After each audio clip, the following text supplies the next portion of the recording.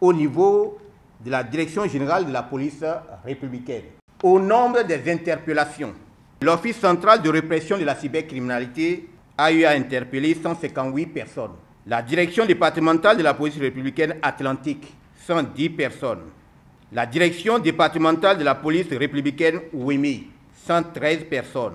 La Direction départementale de la police républicaine Koufou, 11 personnes. La Direction départementale de la police républicaine Zou, 25 personnes. La Direction départementale de la police républicaine Colline, 3 personnes. La Direction départementale de la police républicaine Borgou, 14 personnes.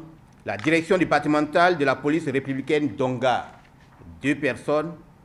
La Direction départementale de la police républicaine Mono, 20 personnes, soit un total de 456 personnes interpellées.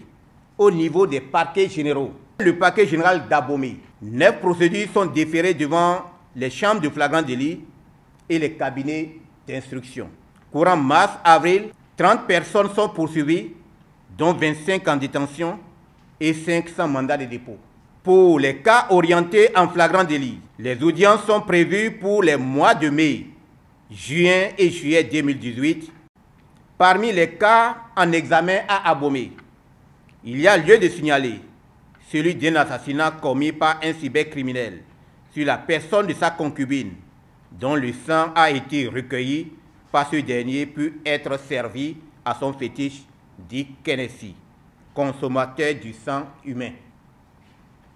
Les cas poursuivis au niveau du parquet de Lokossa, 3 affaires sont actuellement en cours, dans lesquelles 14 personnes sont poursuivies, dont 10 en détention et 4 sans mandat de dépôt.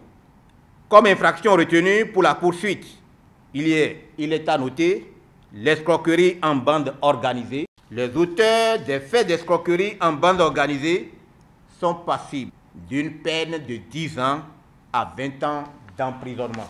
S'agissant du parquet général de Parakou, 17 mises en cause ont été poursuivies et placées en détention. De façon spécifique, en ce qui concerne Djougou, 3 interpellations, dont les enquêtes sont en cours. S'agissant de Natengou, 1 mise en cause, poursuivie et placée en détention.